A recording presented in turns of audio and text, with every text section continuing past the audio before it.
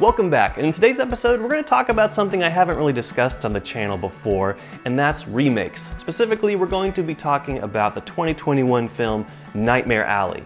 Now, if you're like me, you probably had no idea that there was a film before this called Nightmare Alley, but there was in 1947. We had a film starring Tyrone Power by that name, and it was based, as is the new film, on the book also called Nightmare Alley, which came out in 1946. Now, I hadn't even heard of the, let's say, original 1947 film until very recently. I think maybe it was even last year, perhaps in anticipation of the new movie that Criterion put out on Blu-ray. It was either last year or the year before, but I'd read reviews about it, and that was my first introduction to this film. And I really didn't know much about it. It was getting good reviews. It stars Tyrone Power, who is an actor that I've actually never seen in a movie before, and I thought, hey, I'll give it a shot and check it out, and I actually ended up really liking it. And then, come along, I see a trailer for this movie called Nightmare Alley from director Guillermo Del Toro, which is also exciting. I like that director. And, starring Bradley Cooper. Just looks like this big A-level cast movie. I'm going to rate both films at the end of the video, tell you which one is my personal favorite and that I think is superior in my opinion. These movies have more in common than they do differences, but let's start with the look of both films, and this is where the differences come into play pretty quickly. When we're dealing with the 1947 film, obviously it's a black and white movie. It's in 1.37 to 1 aspect ratio. And yeah, it's just it's a type of film that you would obviously expect to see in the 40s. And if you're not into black and white movies, and if you're not into kind of that style of acting, acting is just a little bit different. It's not as realistic as acting is perhaps today. You might not like it as much, and there really won't be much competition. You'll probably heavily favor the new film. But someone like me who appreciates movies from all sorts of time periods, going back to the 30s, even the Universal Monster movies. It doesn't matter to me if it's black and white or if it has black bars on the side of the screen. I appreciate all types of films, and so if you do, then you might enjoy the 1947 one as much or more than the 2021 version.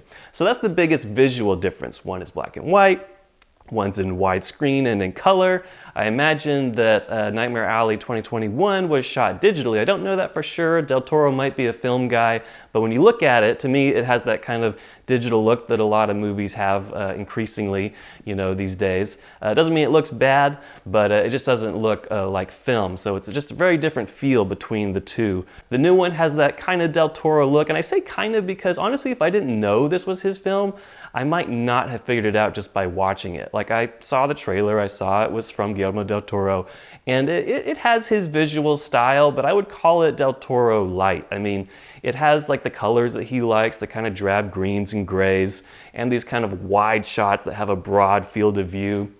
But yeah, I don't know. I wouldn't say it's his best looking picture, although it does look good. It's good cinematography, it's certainly competent, and again, people who like more modern filming style will definitely gravitate towards that over the black and white version probably. But as far as previous films of his, I didn't feel like it had as much visual flair. And again, I wouldn't have necessarily pegged him as the director if I hadn't known that already going into it. So we've addressed the look, now let's address the story between these two films. And really, they're basically the same. Now, one film is a lot longer than the other one. That is the new version, quite a bit longer. But they do just tell essentially the same story. Characters are all the same, the thrust of the story is all the same. What's really different, though, between the two is that the new movie is able to do the ending right. And at least from what I've heard, the way the book ends is what we see in the 2021 film, which means it's a really dark ending that would not have been acceptable for audiences in 1947. Not that it's super controversial or anything, but like they just didn't really make dark ending movies. Things needed to be happy and hopeful at the end of a film for those kind of audiences back in the 40s and even after that. So that's the biggest difference as far as story. The Del Toro film does end on this dark, dour note. By the way, this is going to be a spoiler-free discussion, so I'm trying to make sure I don't give away any important details to the film, but you know what I mean. Movies now are a lot more dark and gritty, and the 1947 film just isn't able to do that. It's still an okay ending, it just doesn't quite earn the more hopeful tone that it tries to do by the end. Next thing to discuss is characters. And so, like I said, the original 1947 film had Tyrone Power playing the main character. His name is Stan. And then we've got Bradley Cooper playing the same character in Del Toro's 2021 version.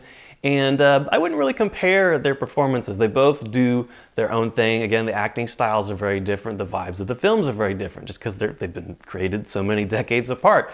There's just a lot of differences in filmmaking between now and then, and acting styles as well. But they both work respectively for the periods that they were made in. So I like Tyrone Power's performance. You know, this was the first film I saw, so it was kind of the first imprint I had of this character, Stan.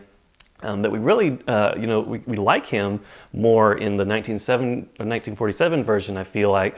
It takes a little while longer to feel like that he's up to no good, to figure that out. And in the 2021 version, I think we're more readily aware that he's kind of a con man and uses people to get what he wants. And so that's not a strike against the film necessarily, but I don't find Bradley Cooper's character as likable, and I don't really understand why people seem to like him so much. It's usually women, and in both cases, these are very attractive leading men that are playing these characters, so I guess, the women are falling for their charm and their good looks, where we, the audience, can kind of see that they're up to other motives that are not sincere. Other characters include these three women. So I already talked about this character Stan's involvement with women. So Xena would be the first character. And then there's Molly, who he eventually gets in a relationship with and marries, a serious relationship. And then as we move on through the story, he gets introduced to Dr. Ritter. And so we have these three female characters. There's another important character. His name is Pete. And, I don't remember the name of the actor who plays him in either film, but this character to me was different in his depiction in both films. So in the 1947 version, it's really clear that this guy's an alcoholic, and he's not, like, he's barely functioning. Like, he's a wreck, he's a mess, he's screwing things up, and he's always trying to get a drink, and people know not to give it to him because his wife, Xena, who is having an affair with the main character, unbeknownst to poor Pete, who on top of being a drunk is also having or losing his wife to this much more attractive man.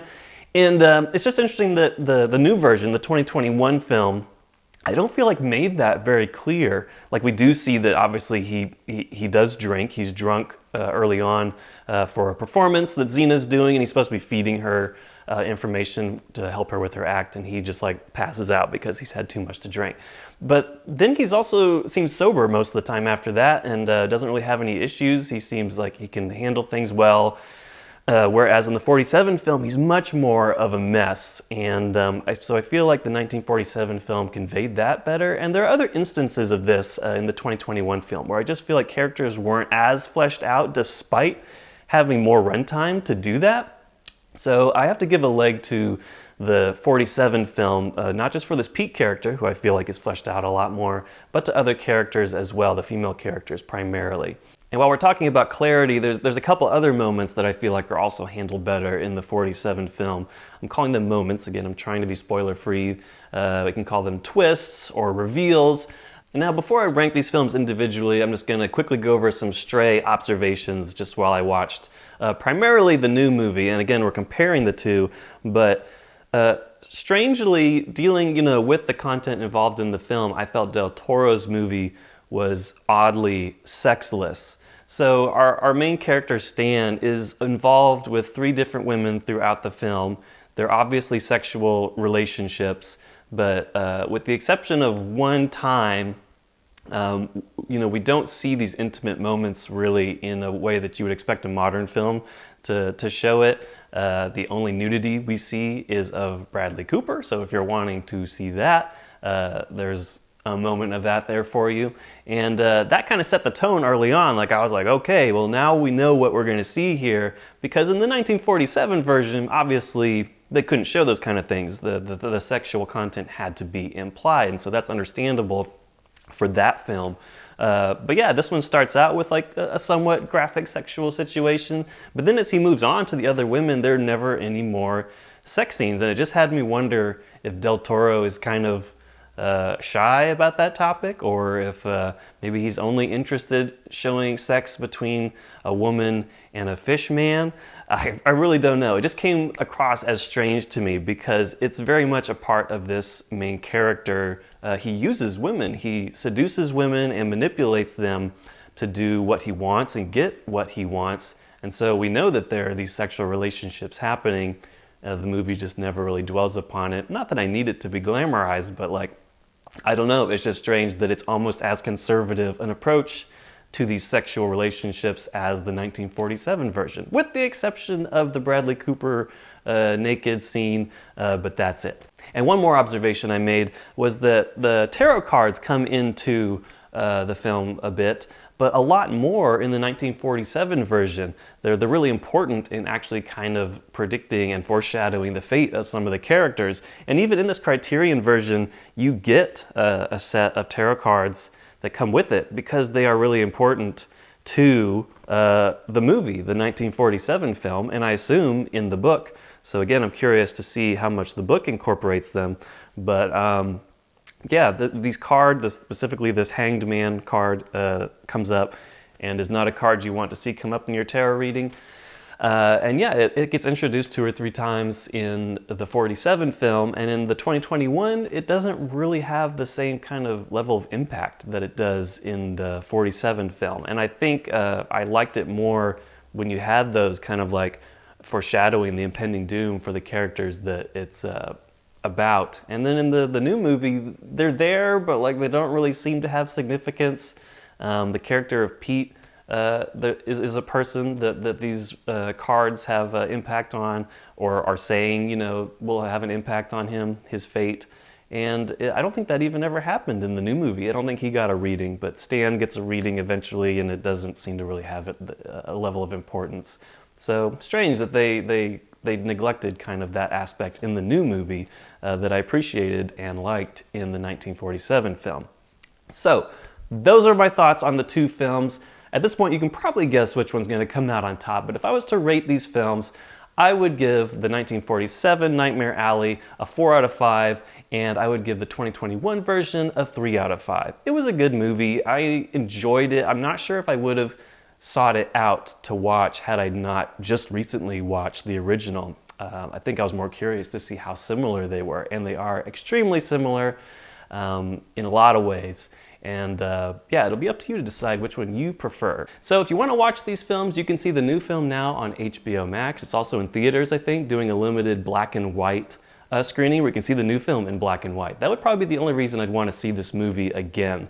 Otherwise, I'm probably just going to stick with the 1947 version, and you know, that's the only one I feel like I'd really go back and watch, honestly. So you can see the new one on HBO, and as far as the 1947 version, you can rent it on Prime for pretty cheap, Prime Video, or if you're one of the few people that has the Criterion streaming service, you can watch it on their streaming platform if you have that. So I hope you enjoyed this video. If you agreed or disagreed with anything I said, please leave comments below. I'd love to engage more on the topic of these 2 movies, and I will see you in the next episode.